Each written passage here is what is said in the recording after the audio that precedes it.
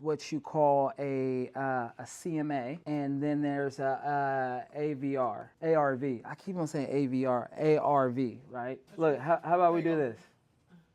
Okay. That, or you can just, or if you put it in just erase mode, then you can just do it. Oh, okay. We got technology over here. CMA, right? And then after repair value, okay? So real estate, these are like super big things. The reason why is that a lot of times you'll find a house out there that needs a little bit of work, right? And you'll say, man, this is gonna be great if it just had different flooring, or if it just had different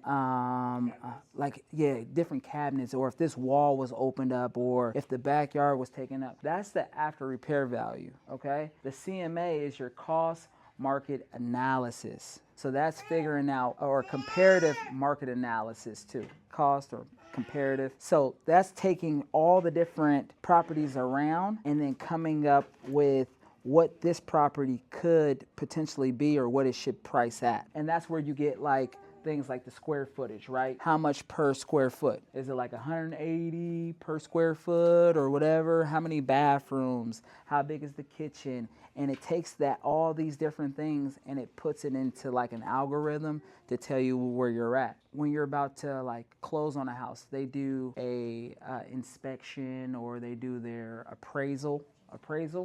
The appraisal is pretty much taking what a CMA is and then giving you a value. So yeah, you get an appraisal when you get a refinance, but when you buy a house, the lender does an appraisal. You have to pay for that, a part of your closing costs a lot of times. That's saying, okay, you want to buy this house for $120,000, but your appraisal came in at 110, and the bankers might say, we ain't gonna pay that 120. I don't care that you said that you'll pay for 120. They'll tell you to put more money down. They'll say, well, yeah, you can overpay if you want to, but you have to pay the difference. We're only going to loan up to this amount. Why sell something to pay taxes, to buy something to pay taxes? Doesn't make any sense. So yeah, that's kind of my real estate 101. And in the art of real estate, when you're brand new and you're starting, and there's multiple different angles, you know.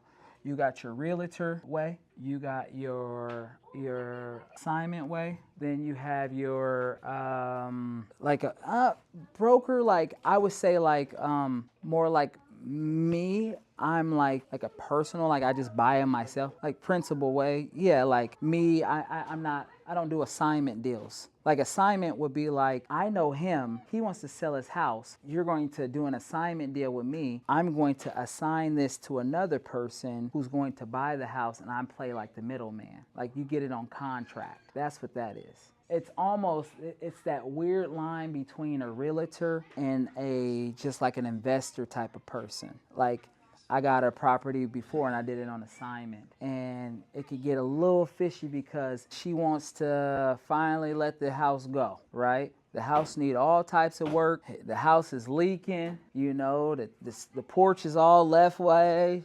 She ain't painted a wall, got grease on the cabinets and all that other stuff. She been cooking grease and everything, right? She done had it for 30 years. A lot of times people will get these, they'll assign it. Like I can find somebody who this house is in a bad shape, and I could say, I'll go find you someone to purchase it, right? You'll assign it to me for $180,000. I would then say, hey, I got a buyer who will buy it for $120. As long as you were the middleman in that transaction and you assign that $180 and then they pay the difference, you then can get that $20,000 or $30,000 in the transaction. You're not a realtor, you're doing an assignment sale. So a realtor has those fiduciary responsibilities. They're listing it. It's almost, that's that weird line right here. You're not a realtor. You can't tell them you're a realtor at all. You know, you do assignment deals.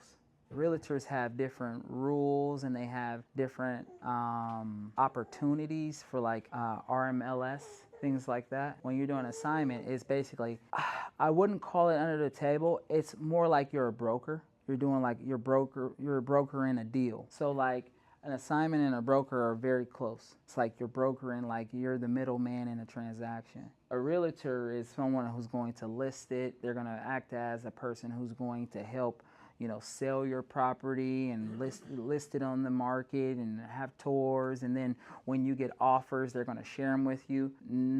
Typically, you don't share that offer. You're like, hey, you're going to list it to me. I know who's going to buy it. You've already sold it to me under this assignment deal. You're giving me the ability to sell it as if I already own it.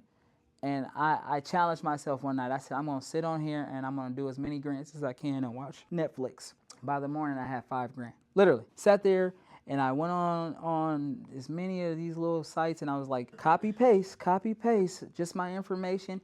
And some of them only take a few minutes. Boom. I was getting emails back. And when somebody gave me some money, some of them said, oh, you don't qualify. Okay. It doesn't matter. Okay. But they still had me on their mailer. And they were like, okay, this may be something you may be interested in later on, or this you may qualify for. Just because you don't get it right away don't mean that the money don't come later on. The other one is called Grant Watch. Those two major money things, literally, if you do what I say and you spend 2 or 3 days. Somebody wants to know, the grants go by your credit? No, has nothing to do with your credit at all.